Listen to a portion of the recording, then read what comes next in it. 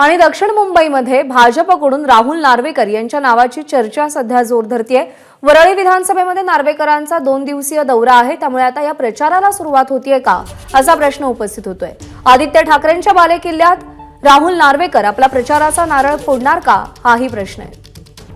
सुशांत सावंत आपले प्रतिनिधी सध्या आपल्यासोबत आहेत। सुशांत, राजकीय दृष्ट्या आणि इतर अनेक महत्त्वाच्या गोष्टींनी पाहता हा लोकसभा मतदारसंघ अत्यंत महत्त्वाचा ठरतो।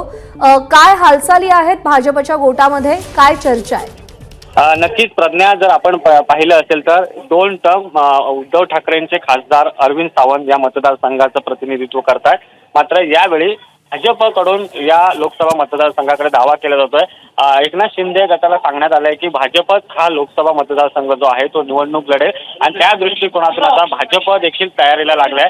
भाजपमधून अनेक नावं समोर येत होती, मात्र त्यातील आणखी एक नाव समोर येते ते म्हणजे राहुल नार्वेकर यांचं नाव कुठेतरी आता यांच्या नावाची देखील चर्चा सुरू झालेली आहे आणि तशा पद्धतीने संकेत देखील प्रज्ञा मिळत आहेत। आपण जर पाहिलं असेल तर आज राहुल नार्वेकर आदित्य ठाकरे यांच्या वरळी मतदारसंघात खरं तर अनेक भेटी करतायत, अनेक पदाधिकाऱ्यांना भाजपच्या भेटतायत। त्यामुळे राहुल नार्वेकर यांच्या नावाची चर्चा जी आहे ती जोरदार सुरू आहे। अंतिम निर्णय जो आहे तो केंद्रीय नेतृत्व घेणार, मात्र भाजप दक्षिण मुंबईसाठी आग्रही आहे आणि भाजपला या लोकसभा मतदारसंघात आपला उमेदवार उतरवायचा आणि त्याचमुळे कुठेतरी भाजपचे नेते जे आहेत ते आता तयारीला लागलेत। प्रज्ञा, सुशांत, धन्यवाद दिलेल्या माहितीसाठी।